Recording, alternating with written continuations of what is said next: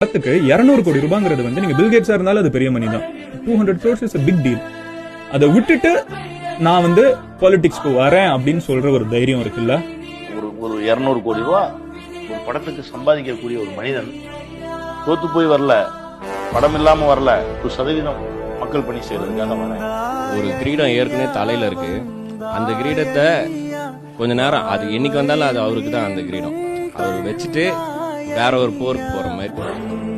அழாதீங்கடே, தெய்வம் கோயிலை விட்டு நம்ம கூட வாழ வருதுடே, பண்டிகையை கொண்டாடுங்கடே.